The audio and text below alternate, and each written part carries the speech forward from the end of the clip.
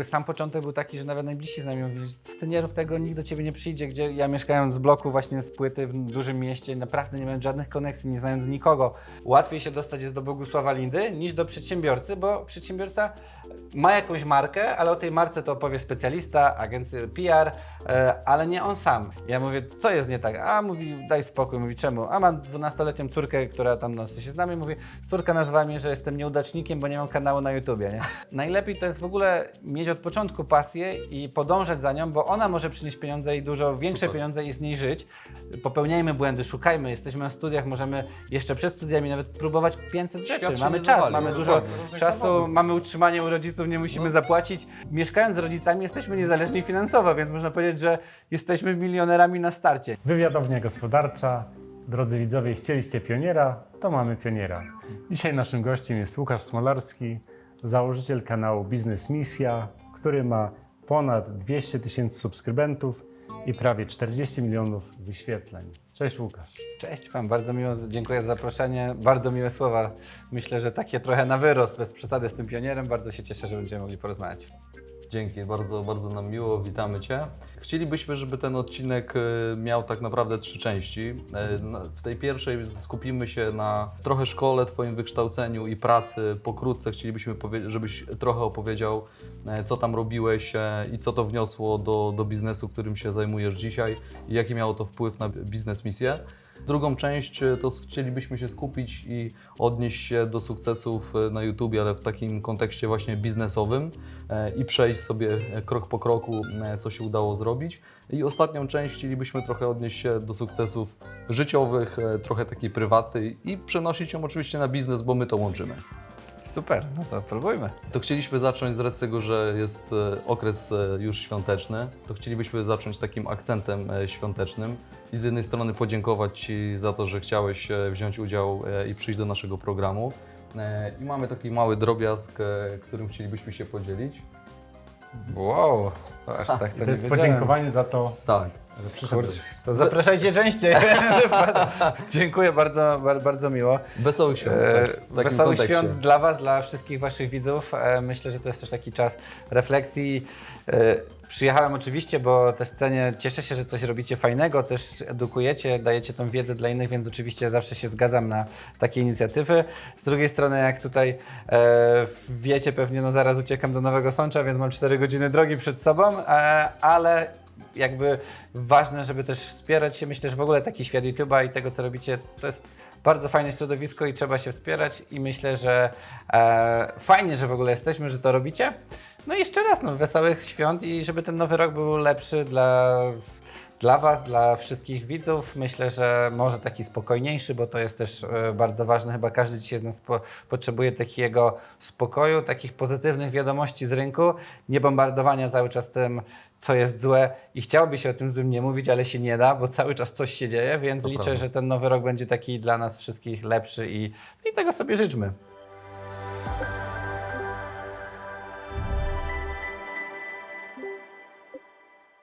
To idźmy zgodnie z planem, który sobie założyliśmy i zacznijmy od tej pierwszej części, czyli szkoły, wykształcenia Twojego i pokrótce przejdźmy do firm, w których pracowałeś również na etacie, na całkiem niezłych stanowiskach, więc myślę, że część widzów to zaciekawi, a później płynnie przejdziemy sobie do YouTube'a i biznes misji. Okej, dobrze, czyli mam opowiedzieć taką chronologicznie moją początek kariery, tak? To ja przypomnę, bo to, co nam się udało zresearchować, to znaleźliśmy i szkołę główną handlową, która jest mi również bliska, więc chętnie poznam Twoje zdanie, jaki ona miała wpływ. Szkołę główną gospodarstwa wiejskiego, ale znalazła się też szkoła Akademii Leona Koźmińskiego. Więc to są czołowe szkoły, bym powiedział. Czy one coś wniosły do Twojej kariery? Czy one były potrzebne z perspektywy czasu? Jasne. I ja dodam jeszcze, że była szkoła dla mnie najbardziej cenna i najbardziej, która wniosła, czyli Wyższa Szkoła Biznesu National Louis University, polsko-amerykańska szkoła, która dzisiaj, może już o tym widzowie nie wiedzą, ale w latach, kiedy ja kończyłem, ona była w rankingach numer 1. Ona, wszystkie rankingi były wprost, ja pamiętam, nieraz był Koźmiński, był numer 2, a ta szkoła była numer 1, co było też bardzo dziwne bo szkoła w Nowym Sączu na końcu świata, bez dojazdu, wszyscy się bili w głowę jak to jest możliwe, ale jednak i ta szkoła naprawdę zmieniła moje życie, miała wpływ na to, gdzie dzisiaj jestem. Ale jeszcze się cofnijmy parę lat wcześniej, może do dzieciństwa, pochodziłem z takiego bardzo biednego domu, w sensie biednego, mam na myśli to, że moja mama, jak miałem 5 lat, zmarła, wychowywaliśmy się w domu, gdzie no, nie przelewało się, trzeba było zapracować nie miałem, to była prywatna szkoła w Nowym Sączu, gdzie nie było pieniędzy, ona kosztowała wtedy około 1000 zł, pamiętam, że renta czy tam emerytura wynosiła 700, więc taki na Nowy Sącz, więc to były horrendalne pieniądze, dla mnie też niewyobrażalne. Miałem takie szczęście, że mam rodzinę w Warszawie i mój kuzyn, który odwiedzał Nowy Sącz i przyjechał kiedyś do mnie, gdzieś tam porozmawialiśmy, on zaprosił mnie do Warszawy, zrobił taki trochę research, co ja chcę robić w życiu, wyszło, że powinienem być informatykiem i że znał dobrą szkołę w Nowym Sączu, przez to, że to jest tańsza, bo nie muszę jechać do Warszawy, nie muszę wynajmować akademika i tak dalej, więc będzie bezpiecznie, żebym został w Sączu, będę miał wszystko na miejscu.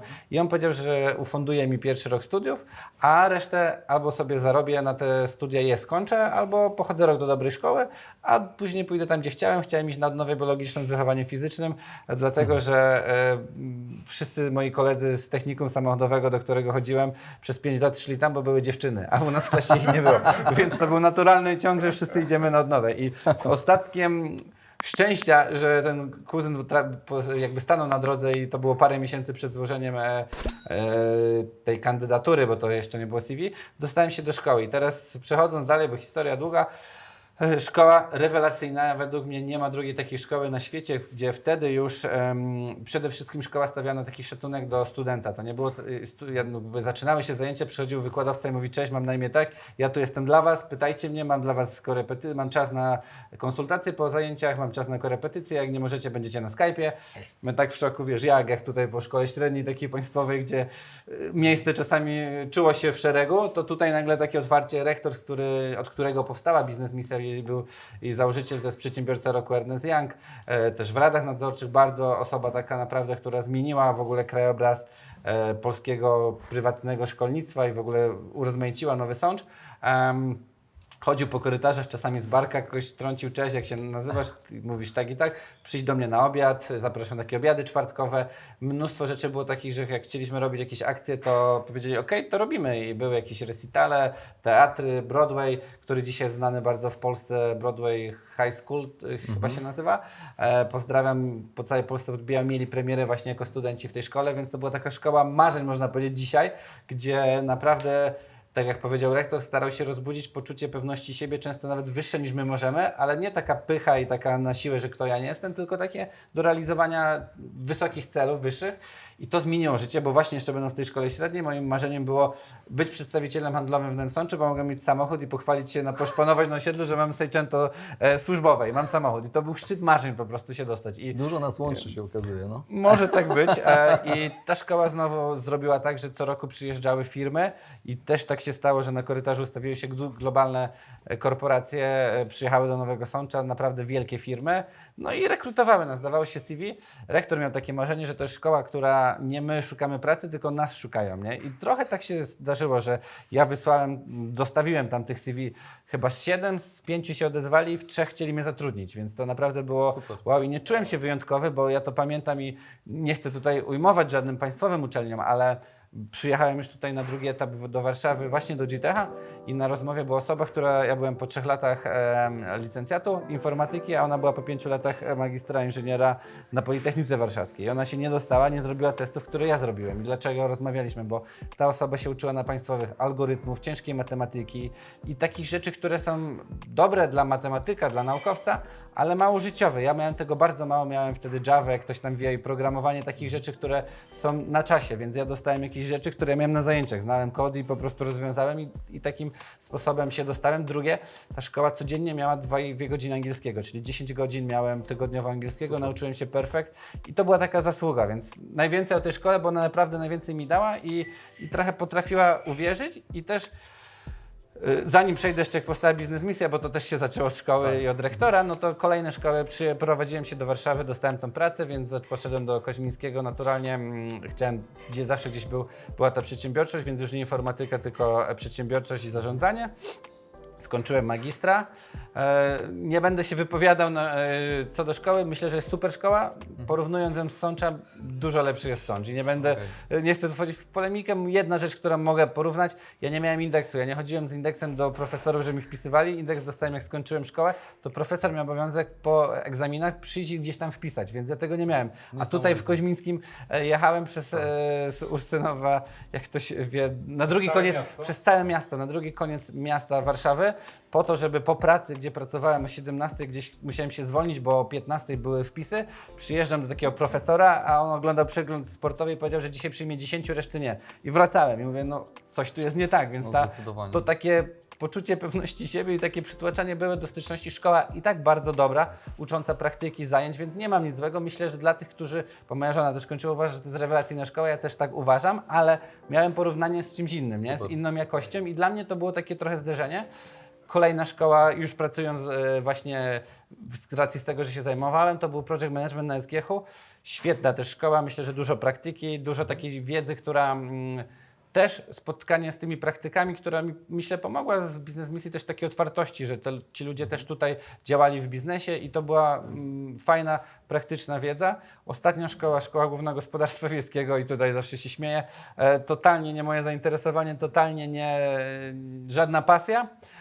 Z racji tego, że chciałem zakupić ziemię i zakupiłem ziemię nad jeziorem, musiałem być rolnikiem. Żeby być rolnikiem, musiałem iść na studia. Więc chodziłem i miałem slajdy, jak się zapładnie świnie z lat 90., co było naprawdę śmieszne. Ja informatyk, patrzę, mamy 2000 tam któryś, a ja 90 mówię, co się dzieje w ogóle, gdzie ja jestem? No totalnie nie mój świat, nie wiem, być może te slajdy tam się nie zmienia, być może no, pewnie się nie zmienia ten proces, ale totalnie nie mój świat. Się nie zmienia, Czekałem, żeby tylko zaliczyć, zdać, dostać dyplom, zostać rolnikiem i to było wszystko, więc ta szkoła taka poboczna. Słuchaj, to ja bym na tym zakończył, bo uważam, że to jest niesamowita pigułka, ale bardzo mnie interesuje ta Wyższa Szkoła Biznesu właśnie w Nowym Sączu, bo mega inspirujący facet, który to prowadzi, w ogóle coś niesamowitego. Pierwszy raz coś takiego słyszę, więc widzę w Tobie energię, jak o tym opowiadasz i widać, że tam kawał życia masz za sobą, dużo wdzięczności. Też Ci dziękuję za to, że dzielisz się takimi prywatami, bo będziesz dużą inspiracją naprawdę dla wielu ludzi, którzy znajdują się w różnych sytuacjach życiowych, szczególnie jak tracą bliskich i to opiekunów. To umówmy się, że stajesz naprawdę na wielkich wysokościach, z których łatwo spaść, a byłeś po prostu tak naprawdę zdany tylko i wyłącznie na siebie. Więc naprawdę gratuluję Ci, bo to jest mega szacun. I to, że przeszedłeś i tu, gdzie jesteś, wow, naprawdę wow. Powinniśmy przynajmniej drugą butelkę postawić. To zaraz po nagraniu. Kurczę, Ja stawiam, mamy naprawdę, absolutnie. Więc przechodząc z tej szkoły, Wyższej Szkoły Biznesu, ona łączy też wszystkie prace, które miałeś, czyli duże marki, bo i IKEA, w której byłeś menadżerem od innowacji, szefem, w HP byłeś projekt menadżerem, takim szefem działu testingu, z tego co pamiętam. Był ten GTech, o którym wspominałeś, no ale w międzyczasie pojawiła się właśnie biznes misja, do której płynnie będziemy przechodzić. Ale na chwilę chciałbym się zatrzymać na tych etapach i czy te firmy jak IKEA, HP, one coś wniosły do biznes misji, do Twojego życia? Bo w tym kierunku biznesowym będziemy szli do drugiej części programu. Wiesz co, myślę, że zdecydowanie zaczynając z tego GTech-u, to była firma, gdzie ja, można powiedzieć, dobrze, że nie odbiła ta palma, ale trochę czułem się jak król życia. No, taki człowiek z Nowego Sącza dostaje wypłatę właśnie 5 razy czy 6 większe niż w Nowym Sączu, większość pracuje. I później wyjazdy, bo to była firma, ona jest rewelacyjna. Zawsze miałem szczęście do szefostwa, miałem szefowe, które no po prostu to był jak drugi dom, ale w tej firmie bardzo dużo podróżowałem. Dzięki niej byłem w Stanach, mogłem trochę pomieszkać w Luksemburgu, mogłem w Anglii. Wyobraźcie sobie, młody człowiek po studiach jedzie do Londynu, ja pamiętam i dostałem złotą kartę Marriottu, bo taki był podróż służbowa i witano winem i jabłkami, nie? Więc tak sobie myślisz, tam owocami koszem, Wow. więc sobie myślisz, w ogóle wow, nie? Tak samo w Stanach, w Marriotcie te pieniądze były małe relatywnie, dzisiaj to taki śmiech, bo ten hotel pewnie za tydzień kosztował więcej niż ja zarabiałem za miesiąc, na pewno kosztował, bo wtedy to były małe pieniądze, ale dla mnie, widząc wtedy, jak na przykład w tej Anglii, że ludzie, nie wiem, w małych pokojach mieszkają i się gnieżdżą, to było takie poczucie, że wow, coś się udało, nie?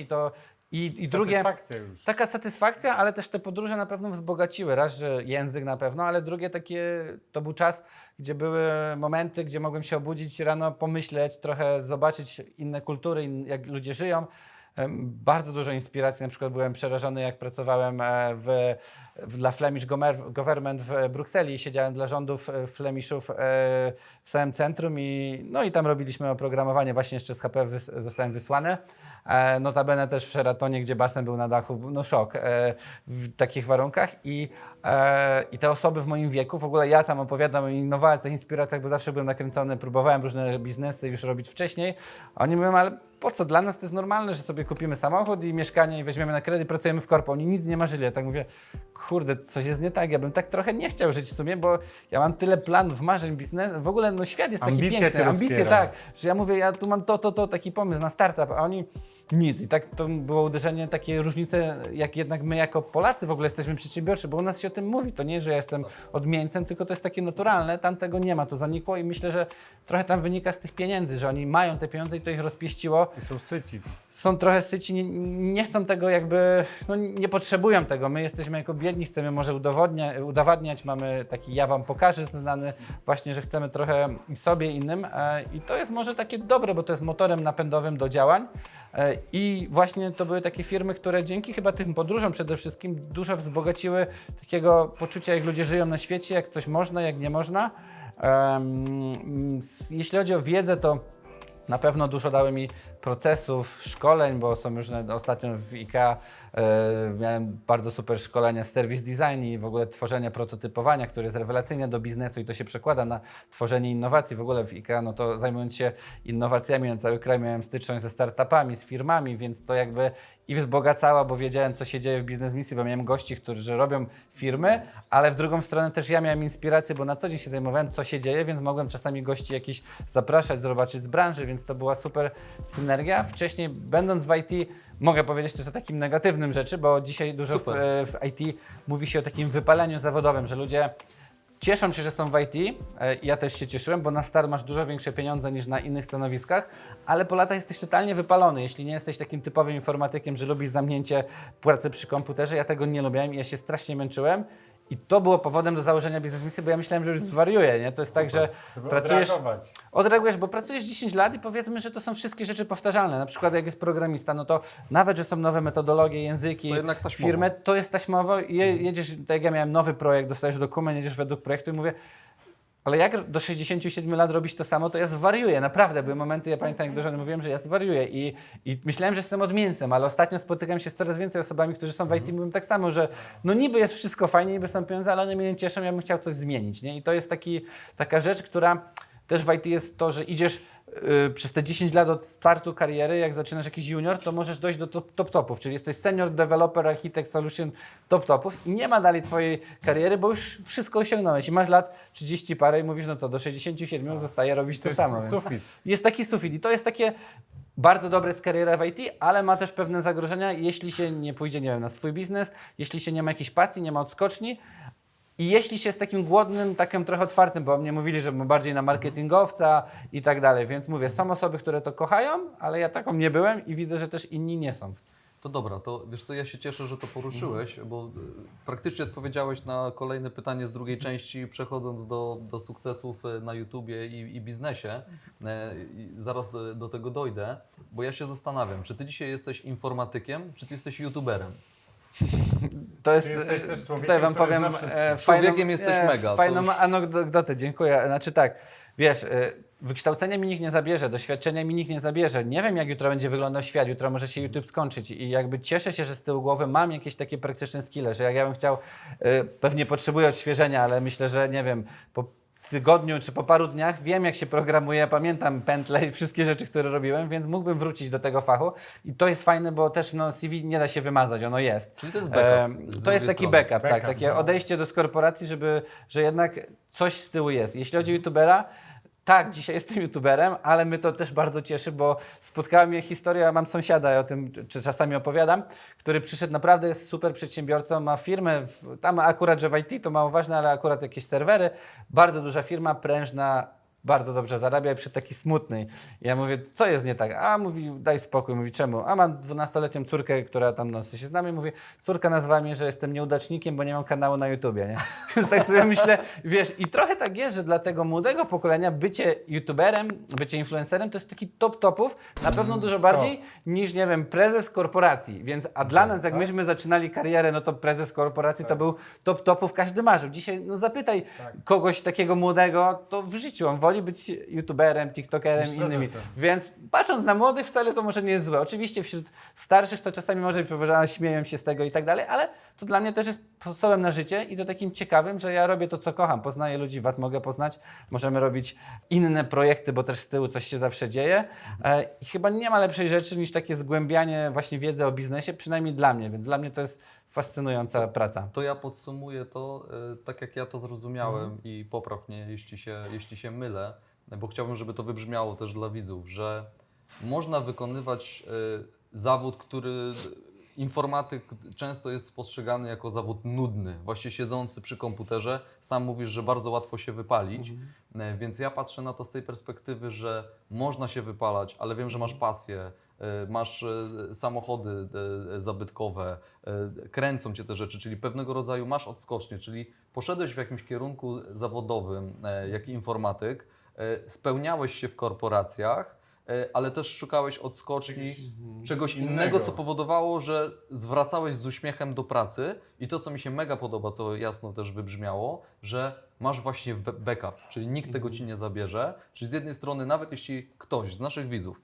dzisiaj stoi przed wyborem, że chce być informatykiem, no i dzisiaj ten informatyk jako informatyk, to umówmy się, każdy już ma wydzieloną swoją działkę i to jest stricte mocna specjalizacja, to można wykonywać ten zawód, ale szukać też hobby, czegoś dookoła, co daje nam upust jakichś takich emocji i sprawia nam po prostu fan. Zdecydowanie, nawet idąc dalej, informatycy dobrze zarabiają, więc są już, nie wiem, historie, że nawet mam znajomych, którzy mieli 2 etaty, 3 etaty w ciągu jednego, bo można ogarniać. I to są mity, ale w sensie, no, historie są naprawdę różne i ludzie sobie radzą. Ważne, że tam są dobre pieniądze, więc to jest, myślę, super backup właśnie, że możesz pomyśleć, żeby nawet realizować pasję, odkrywać pasję, żeby cokolwiek robić, to je masz, bo jak pójdziesz do pracy po prostu tylko dla pieniędzy i one są małe, to długi czas minie, zanim gdzieś do czegoś dojdziesz i nie dość, że się wypalisz, to jeszcze możesz nie mieć pieniędzy. Jeszcze się zniecierpliwisz, zniechęcisz, no są różne obostrzenia, więc IT jest super miejscem na start i miejscem do szukania, odkrywania pasji, bo też umówmy się, informatycy dużo mniej pracują niż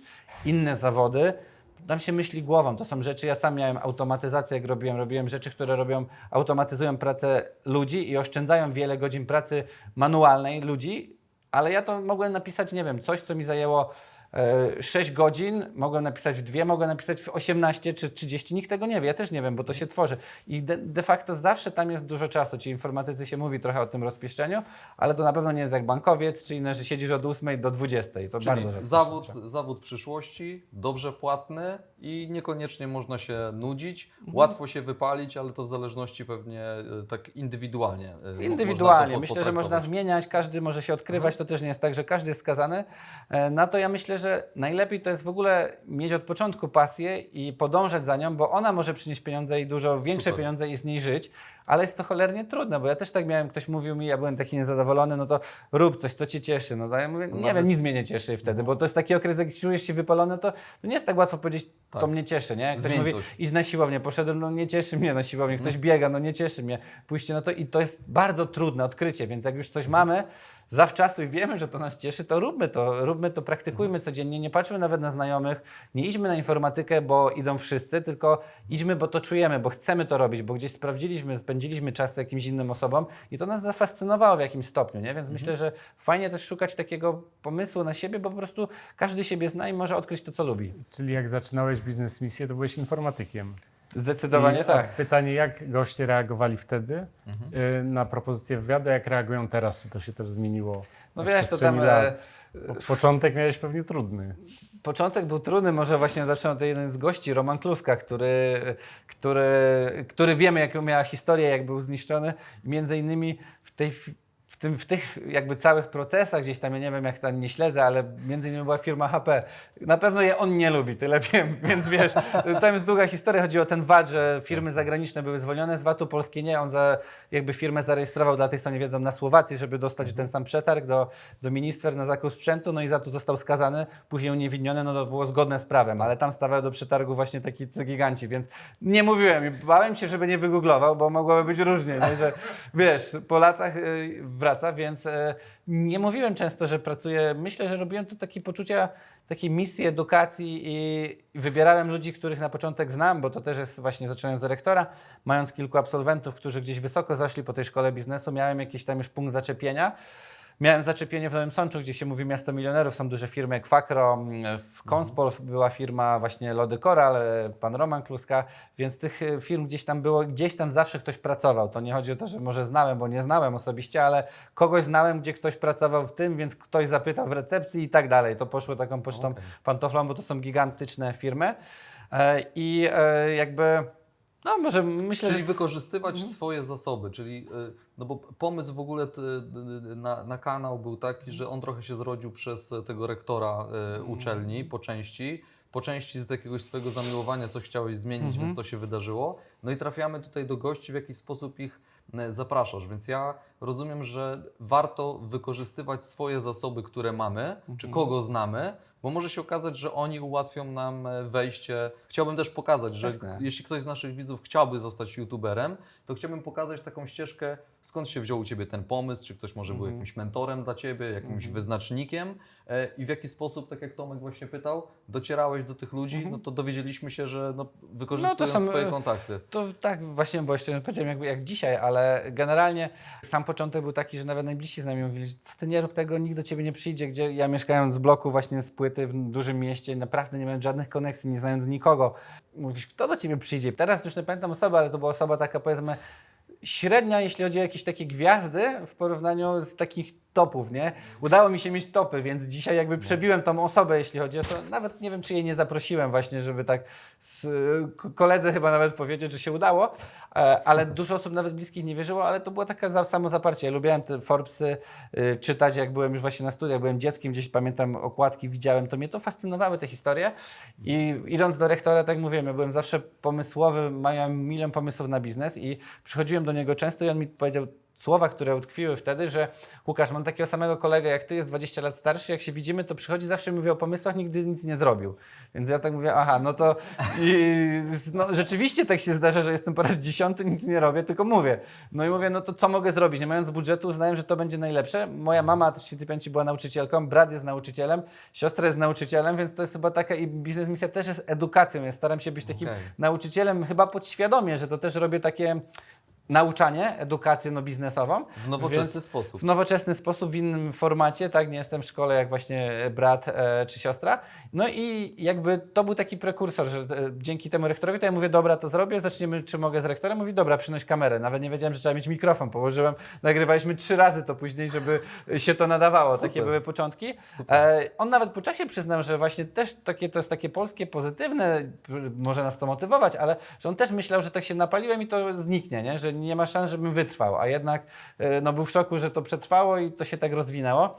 Dzisiaj, jeśli chodzi o gości, no to już na tyle jest jakby kanał znany, tyle osób wystąpiło, że dużo łatwiej jak komuś piszesz i mówisz, że no nie wiem, był najbogatszy Polak, był prezydent Kwaśniewski, który mówi o wojnie, był osoby ze świata, nie wiem, Bogusław Linda, sportowcy topowi, więc dużo łatwiej do kogoś dotrzeć, pokazując już jakieś portfolio, że ludzie jacyś mi zaufali. Myślę, że właśnie w tym zaufaniu jest też klucz, że zaufanie jest taką walutą przyszłości, jak jest właśnie znana książka, że ja też staram się być naturalny, nigdy nikogo, dla mnie najważniejsze są wartości, jakaś etyka. Nie chcę, i to jest taki chyba przekaz do widzów, żeby się nie wzbogacać na siłę, na krótką metę, że nie wiem, dzisiaj mogę zarobić 5000, ale kogoś zranić, kogoś skrzywdzić, to nie ma opcji, nie róbcie tego, bo jakby długofalowo zawsze się wygra w drugą stronę. Tak. I druga rzecz, tak właśnie mentorem jest do dzisiaj właśnie ten rektor Pawłowski, on powiedział takie świetne słowa, to zawsze powtarzam, że on ufa wszystkim, ja też powtarzam, żeby to samo robić, ufa wszystkim bezgranicznie, żeby dawać ludziom zaufanie w 100%. Ja zawsze mówię, że i ja tak w pracy podchodziłem, jak miałem zespół ludzi, to ja mówię jak przy ocenach, słuchajcie, zaczynamy jakby współpracę, ja wam daję 6 jak w szkole, macie totalnie maksa, 6, nie że 5, i mnie nie zawiedźcie, nie straćcie tej osoby, na starcie macie totalnie wszystko, co będę mógł wam dam, szkolenia, wszystko, tylko ja nie chcę od projektu, bo ja byłem szefem personalnym, nie projektowym. Oni gdzieś pracowali w projektach. Ja mówię, nie zawiedźcie mnie, żebym nie dostał żadnych skarg z projektu, a nic to utrzymujecie, macie najwyższą ocenę. I ten rektor zawsze nauczył i on zawsze powtarza, ufajcie bezgranicznie wszystkim. I wielu z nas się przejechało. On też powiedział, no i co z tego, że Dokładnie. przejechałem się Na na jednym. 10% nawet osób, jak 90% ufa mi bezgranicznie i mogę wiozło. budować świat i zmieniać, nie? Bo mamy to zaufanie. Ja jakby też z tego wychodzę, że często ufam, mogę na tym stracić, ale co z tego, jak 9 razy zyskam i jakby w tym rozrachunku końcowym zyskujemy, a my trochę jako Polacy się boimy się powiedzieć, boimy się zaufać. To jest o tym, co mówiłeś o gości. Jak nawet zaczynasz właśnie YouTube'a, to powiedz o tym, że szukasz gościa, zapytaj się wszystkim, podziel się, nagraj coś pierwszego, otwórz się, nie wstydź.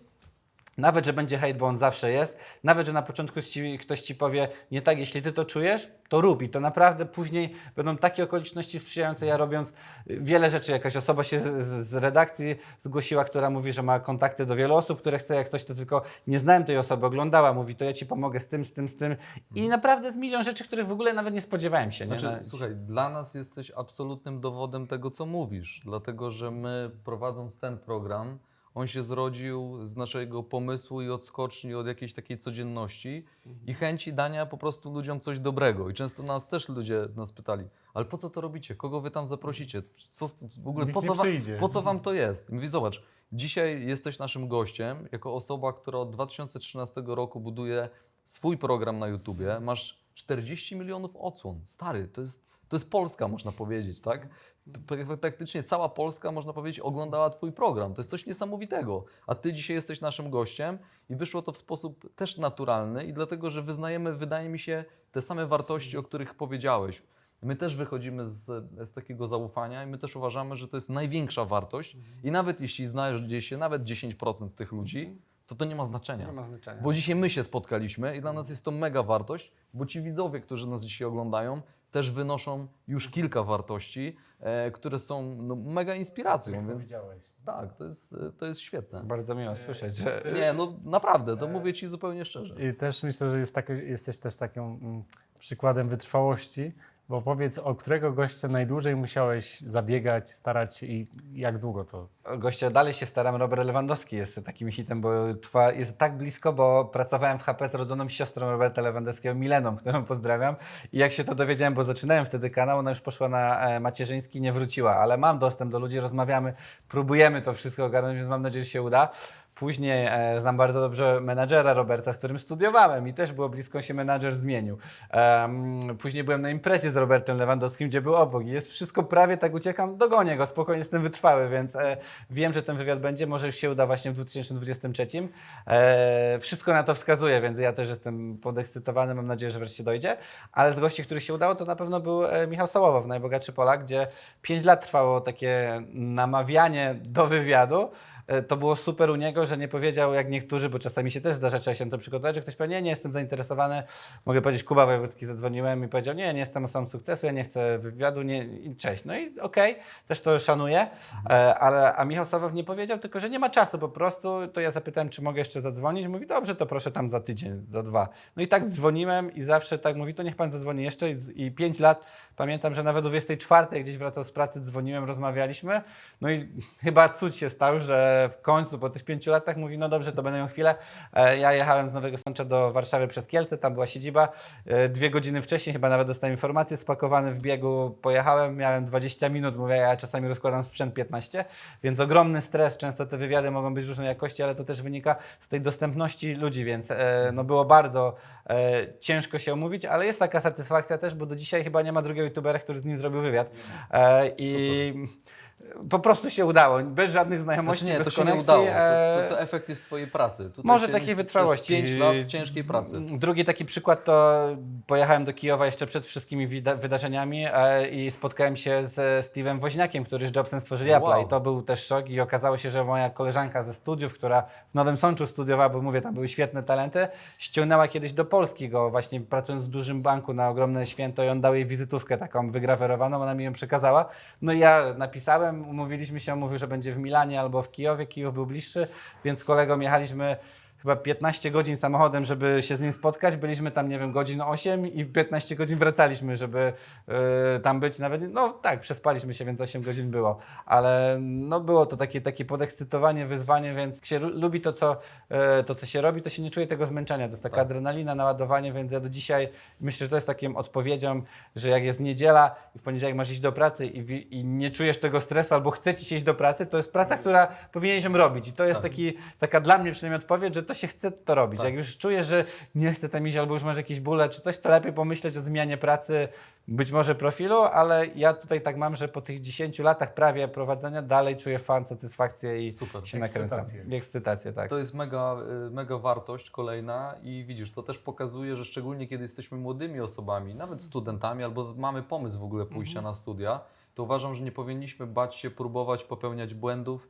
i wybierać różne kierunki, nawet te, które wszyscy nam mówią, że nie, to bez sensu, róbmy to, co Że to się czujemy. nie uda. Że warto, żebyśmy Tak. jednak słuchali siebie i jesteś na to znowu dowodem. Tak, no. znaczy myślę, że na pewno ja zawsze potrzebnie słuchajmy rodziców, bo to jest tak, że nasi rodzice, to jest kontrowersyjne może, ale to jest tak, że jesteś gdzieś i rodzice ci mówią, nie wiem, ja tak słyszałem z podwórka, ja tak nie miałem, ale mówią, synu idź na, nie wiem, lekarza, bo tam poszedł syn tego, to jest super praca, idź na prawnika, bo on tam jest i będziesz dużo zarabiał, ale rodzic, jeśli nie jest tym prawnikiem, a namówić na prawnika, tego nie słuchaj, bo on nie wie, jak to jest najlepiej. On chce wie, dla jak nas to jest najlepiej, być ale on nie wie, prawnikiem. jak to jest być prawnikiem. On może nas unieszczęśliwić. Więc jeśli chcesz być prawnikiem, nawet mama ci mówi, no to poznaj jakiegoś prawnika, spędź z nim dzień, nawet poproś go, powiedz, że chcesz być prawnikiem, niech ci pokaże jakieś tajniki pracy, poczytaj, pooglądaj, dzisiaj mamy YouTube'a, kanały, jak wygląda taka praca i dopiero odpowiedz sobie, czy ja chcę to robić, a nie słuchaj rodziców, bo mówię, rodzic chciałby najlepiej, ale on nie wie, jak to jest najlepiej. On żyje swoim jakby takim przekonaniem, dla niego to by może być jakiś sukces, ale myślmy o sobie, bo to jednak jest nasze życie. Jak my nie zadbamy i nie odkryjemy tego naszego jakiegoś talentu i dlatego tak mówisz, popełniajmy błędy, szukajmy, jesteśmy na studiach, możemy jeszcze przed studiami nawet próbować 500 rzeczy. Świat się Mamy nie czas, zawali, mamy dużo dokładnie. Różnych czasu, zawodów. mamy utrzymanie u rodziców, nie musimy zapłacić często za jakieś utrzymanie, jeszcze tak samo szkoła średnia, więc próbujmy, nie? Szukać tego, Wykorzystujmy wykorzystujmy. I jak czujemy, że to jest to, no to idźmy na to, nie? I Jak to twój jest, gość Sławek Muturi.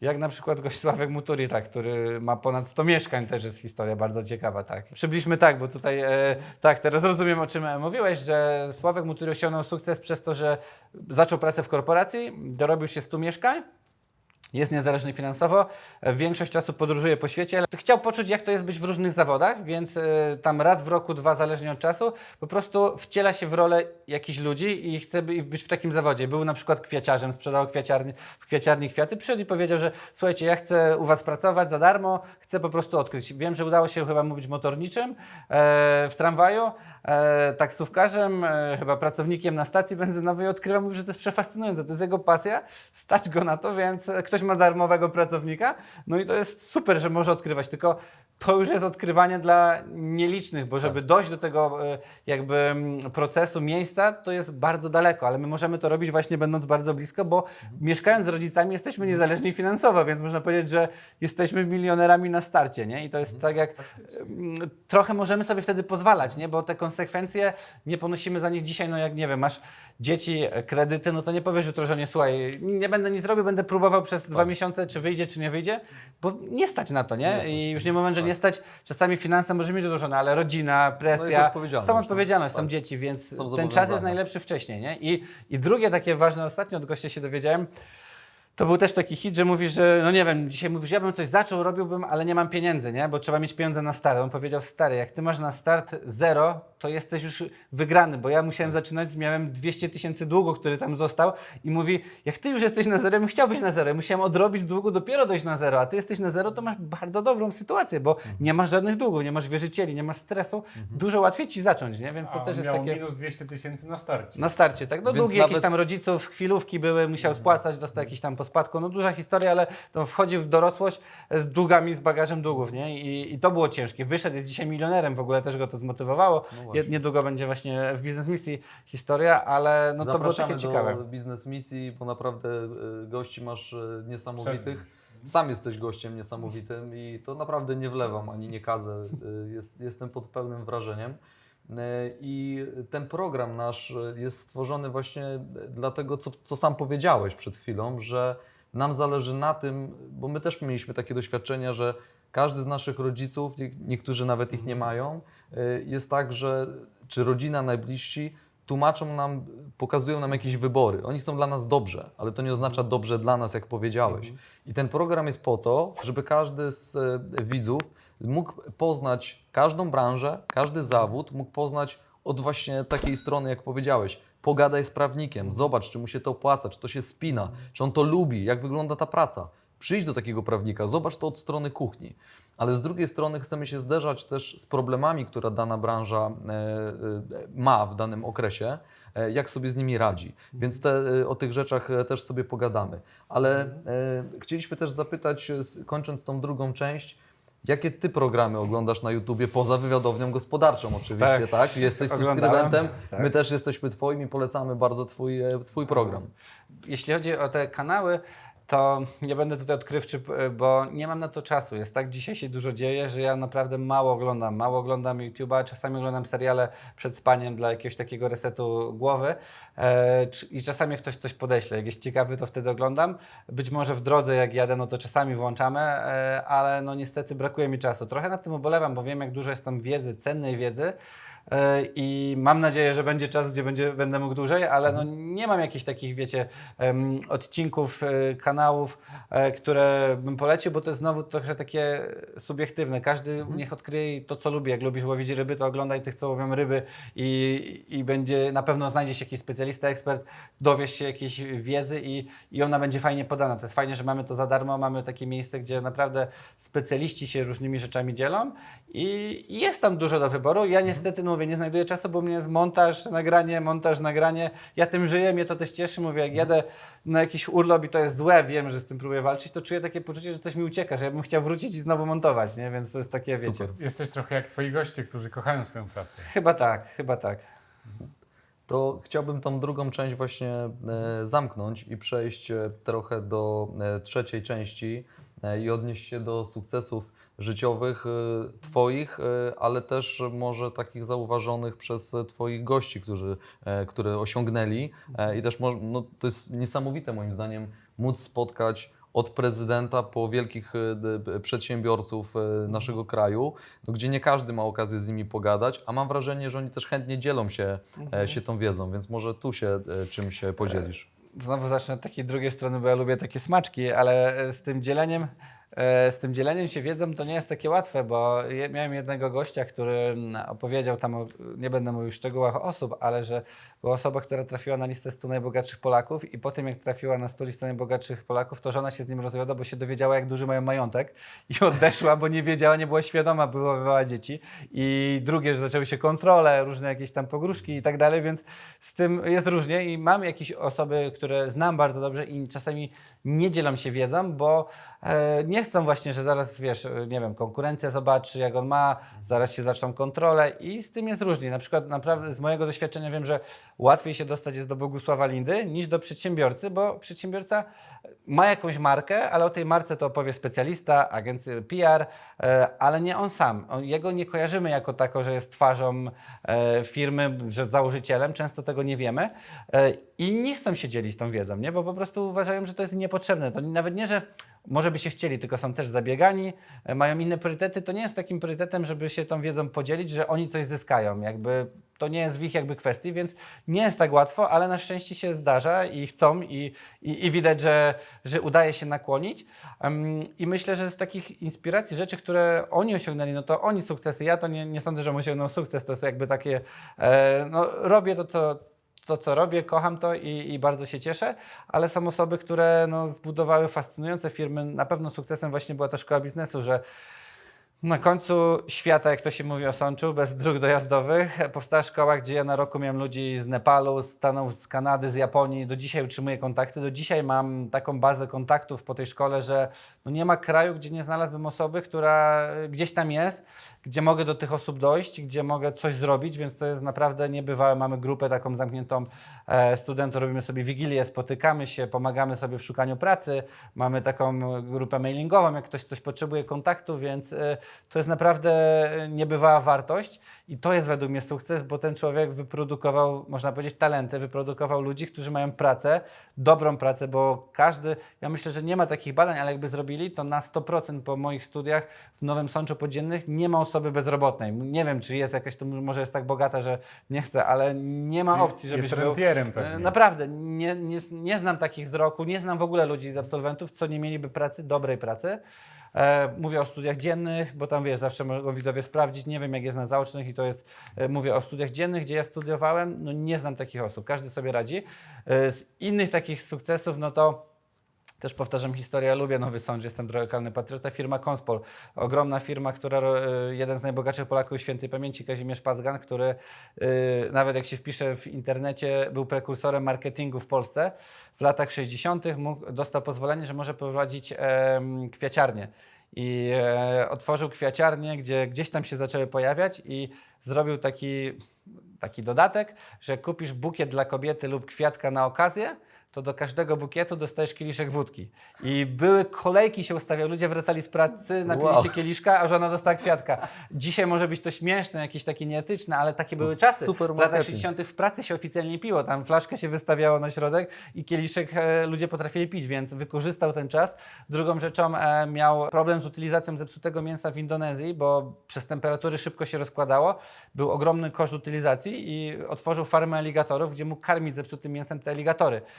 I no to jest, tych historii są fascynujące. No, twórca, nie wiem, na studiach po SGH-u właśnie, po którym wiem, że też jesteś, Michał Brański, który stworzył pudelka sobie, będąc na studiach, teraz jest współwłaścicielem Wirtualnej Polski, więc no, to są sukcesy takie, że szok. Doktor Irena Eris, no myślę, że każdy z gości, Fakro, gdzie też cenię i właśnie w ogóle w Muszynie w marcu zapraszam, będzie zjazd przedsiębiorców, biznesów i impreza taka biznesowa u jednego z najbogatszych Polaków, założyciela firmy Fakro, którą pewnie każdy zna, bo i sponsoruje mecz, jest to jeden z najbogatszych Polaków, gdzie uczył się na strychu i było ciemno, więc wymyślił, że będzie okno, no i okno dachowe Fakro i cała tam filozofia. No w ogóle no, to jest fascynujące, jak my mamy dużo ciekawych Polaków, którzy zmieniają świat, i fajnie, ja staram się dzielić tymi sukcesami, pokazywać, być tylko narzędziem do przekazywania wiedzy, jak wspaniałe sukcesy te osoby odnoszą.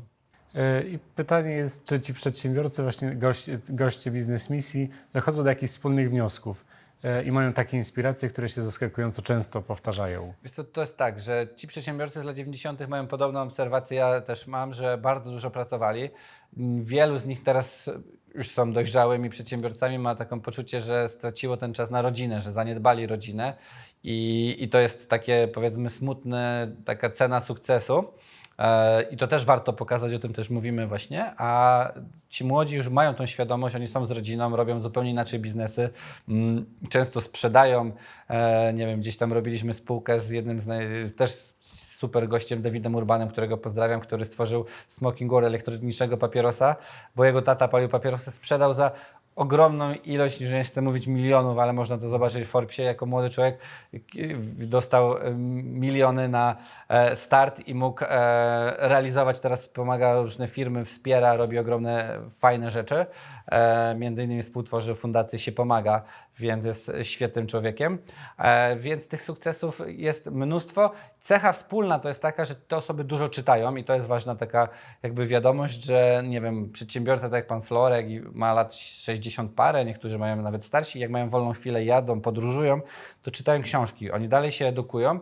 Versus jak na przykład mówię, jakiś wujek, ciotka, popatrzymy 65 lat, 70, to jest kanapa, czasami browar, telewizja, jakieś takie kanały i to jest takie u nas normalne. Może gazetą to jest przegląd sportowy, czy jakiś to już jest szczyt pewnie, więc to jest taka chyba cecha odmienna i druga cecha, że oni się zawsze już w młodości dużo udzielali, byli przewodniczącymi, byli w grupach, w ISEC-ach, w jakichś stowarzyszeniach, byli też tacy głodni chyba wiedzy, życia i to chyba dzisiaj jakbym popatrzył z boku procentuje i bardzo się powtarzał tych ludzi sukcesu, że to są takie cechy wspólne w tych dwóch rzeczach. Bo ja mam wrażenie, że szczególnie ci przedsiębiorcy, którzy wchodzili po przemianach w Polsce do biznesu i byli tak zwanymi prywaciarzami, zawsze mnie dalej śmieszy to nazewnictwo, ale te biznesy, które powstawały, to mam wrażenie, że szczególnie te roczniki bardzo dużo pracowały, a mam jednak wrażenie, że młodsze roczniki pracują też dużo, ale jednak trochę mniej od tamtych pokoleń. Czy można tak to zobrazować? Wiesz co, zdecydowanie tutaj też, wiesz, ciężko polemizować, czy mniej, czy więcej, nie wiemy aż dokładnie, wiesz, godzinowo. Jasne. Myślę, że może być tak, że też ludzie dzisiaj dużo, bo bardzo dużo pracujemy, przede wszystkim z technologią. Na pewno oni mogli się odciąć nie wiem, od tej pracy, od telefonu. Dzisiaj o 24 potrafimy sprawdzać social media, odpisywać, cały czas być w kontakcie, więc to się na pewno bardzo zmienia. Myślę, że ci młodzi dzisiaj, to nasze takie trochę pokolenie jest bardziej świadome. My nas stać i chcemy trochę konsumpcyjnie żyć, czyli jeździmy, zwiedzamy, odpoczywamy, kupujemy gadżety. Nie wiem, czy to jest dobre, czy nie mi oceniać. Ja uważam trochę, że warto żyć, czyli tu i teraz, bo nie wiemy, jak to jest. A wydaje mi się, że ci z lat 90. wtedy bardzo to gromadzili. Nie było czasu na wakacje, na wyjazd, na konsumpcję, nic sobie nie kupię, tylko odkładam. No dobra, dla dzieci na później. I żyli skromnie. Oczywiście, jak już doszli do fortun, to jest tam teraz i niektórzy żyją już na pokaz po czasie, ale myślę, że takie lata rozwoju biznesu to był totalnie fokus na oszczędzaniu, na zero jakichś tam wydatkach, a dzisiaj młodzi jak zarabiają, to dużo łatwiej właśnie nowy telefon, wakacje, kawka na mieście, ciastko, taki trochę inny styl życia mamy. Myślę, że ma plusy i minusy. Plusem jest na pewno, że żyjemy, że też poza tą ciężką pracą potrafimy się resetować, potrafimy wyjechać na długie wakacje. Dawniej nie wyjeżdżało się poza Polskę, nie można było nawet, a dzisiaj potrafimy na drugi koniec świata jechać, potrafimy wyjść do kina, do teatru. Te wszystkie rzeczy, które są dostępne, to nawet zabiegani ten czas mają. I znowu jeden z gości powiedział, i to jest bardzo fajne, bo dzisiaj jest taki problem, szczególnie w dużych miastach, że ciężko się z kim spotkać, umawiamy się z kalendarzem, dobra, to za miesiąc jemy śniadanie na godzinę, a dzisiaj ta osoba powiedziała fajne rzeczy, że to jest tylko wymówka, bo na przykład wyobraź sobie, że jesteś samotny, poznajesz dziewczynę, jesteś zakochany. Mówi, zakochani zawsze znajdą czas. Choćbyś nie wiem jak był, to zawsze ten czas znajdziesz, nie? I to jest taka wymówka, więc nie można, jak chcesz się spotkać i naprawdę chcesz, no to się spotkasz, nie? I to jest też taki apel, żebyśmy spotykali się, budowali relacje, wychodzili, bo to jest takie najważniejsze, bo nigdy nie wiesz, co druga osoba, czy nie zmieni twojego życia, naprawdę od zera, nie? Ja tak miałem w moim życiu, kilka rzeczy takich było, które zmieniły moje życie na plus, więc nawet operacja kręgosłupa, którego miałem właśnie w tym roku w styczniu, gdzie mogłem nie chodzić i trafiłem na profesora, który jest geniuszem, z którym miałem 7 lat temu wywiad, który ratuje życia nawet w Dubaju, ratował wszystkie sławne osoby, operował i po prostu profesor, który sam szuka, jak przyjdziesz do niego i potrzebujesz operacji, miejsca w szpitalach, dzwoni po szpitalach i cię operuje, jest wybitnym profesorem, neurochirurgiem, profesor Jan Podgórski, pozdrawiamy. I ta osoba uratowała mi życie. Udało mi się mieć tą operację. Chodzę, działam, jestem tu, więc nigdy nie wiesz, jak się zmieni. No, też w programie neurochirurg, osoba nietypowa może do kanału, ale dla mnie to był człowiek sukcesek. Dowiedziałem się, jak uratował wiele żyć i osoby, które ja znam, bo między innymi znowu założyciel Szkoły Biznesu, rektor miał właśnie taką ciężką operację i trafił do tej osoby i też on pomógł mi poznać profesora, więc no I to po też... 7 latach się spotkaliście od Tak, wywiadu. tak. Już nie będę robił wywiadów z lekarzami, bo się nie chcę spotkać. Także to taki... Dobry kierunek, dobry kierunek. A czy ty dużo dzisiaj pracujesz w swoim zawodzie? Tak, wydaje mi się, że dużo więcej niż jak pracowałem w korporacji i robiłem biznes misję. No bo to jest ta pytanie, czy to jest częstotliwość- praca, czy właśnie No to hobby? jest taka hobby, więc nie wiem, czy to jest praca. Są momenty, gdzie jestem zmęczony, męczy mnie, męczy mnie to, że jest już tak intensywnie, że organizm potrzebuje odpoczynku, ja dalej, ktoś chce wywiad, ja nie potrafię odmówić, bo każdy mnie fascynuje, więc zdarza się 2 dziennie, zdarza się o 23, zdarza się w niedzielę i wiem, że pewnie gdzieś to zaniedbuję, postaram się to unormować. Jestem drugi miesiąc po odejściu z korporacji, więc myślę, że to jest takie jeszcze pływające. ale dużo pracuję, ale sprawia mi to frajdę właśnie, że to nie jest takie, o Boże, zamknę komputer i idę coś robić. Znowu poniedziałek. Zupełnie, dokładnie, znowu poniedziałek, tylko jest fascynacja, jest naprawdę wow, jadę właśnie teraz odpoczywać właśnie w góry, tam w moją ojcowiznę biorę komputer, w niedzielę publikuję wywiad, więc już się tam po drodze myślę, jak zrobię tytuł, jakieś rzeczy, więc to jest takie pozytywne, ja nie mogę się tego doczekać, nie? Więc to jest taka praca, która no nie... Poza fizycznym takim wyczerpaniem, czasami intensywnością jest bardzo okej. Łukasz, powiem tak, ja ze swojej strony na pewno też i powinienem, wydaje mi się, podziękować panu rektorowi Pawłowskiemu za to, że tak naprawdę wspierał w jakiś sposób Ciebie, zainspirował i pomógł Ci dojść do etapu, w którym jesteś. A dzięki temu też i Twoim wyborom, które zrobiłeś, i których dokonałeś, to tak naprawdę my spotykamy się tutaj dzisiaj i jesteśmy Ci bardzo wdzięczni, że znalazłeś czas, bo dla nas też jesteś sławną osobą i wiemy, że jesteś zabiegany, więc 40 milionów odsłon no, mówi samo za siebie, więc jeszcze raz wielkie gratulacje. Mamy nadzieję, że spotkamy się też jeszcze nie raz. Na pewno zobaczymy się od strony odrestaurowania samochodów i klasyków, bo to Super. też mnie kręci. Za mało jest czasu na to, żeby wszystko opowiedzieć, ale dziękujemy Ci serdecznie, że chciałeś tutaj z nami być. Zapraszamy do subskrypcji Biznes Misji, pokażemy linki, podlinkujemy wszystko, co robi Łukasz i podsumujemy. Za dzisiaj serdecznie Ci dziękujemy. Zdrowych, wesołych świąt i szczęśliwego Nowego Roku. Ja też Wam bardzo dziękuję. Dla Was i dla jeszcze raz widzów zdrowych, wesołych świąt, ale dla Was takiej wytrwałości na pewno ten sukces przyjdzie. Na pewno jeśli to czujecie, to róbcie to dalej.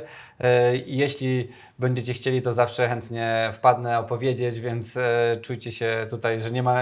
Zawsze piszcie, dzwońcie i jakby ja jestem dostępny, tak mówimy, czas mamy, więc zawsze ten czas się znajdzie. No i myślę, że naprawdę jestem pewny, że tu będą naprawdę goście i to wszystko przed Wami, także róbcie to, bo to jest wartość dodana dla społeczeństwa. Jakby dzięki Wam znowu ktoś coś może zmienić swoje życie. Niech to będzie kilka najpierw osób, kilkanaście, no to zmieniacie świat, nie? I to jest chyba taka misja, takie przesłanie, dla której warto żyć, warto zmieniać świat, pomagać innym, zatrzymać się trochę i no, robić coś, żebyśmy mieli uśmiech na twarzy, tak jak Wy macie, jak ja mam i żebyśmy wszyscy tutaj rośli, bo to chyba o to chodzi, żeby się nam wszystkim dobrze żyło. Dokładnie. Także dziękuję Wam bardzo. Dziękujemy serdecznie, dziękujemy i zapraszamy do subskrypcji. Trzymajcie się, cześć. Cześć.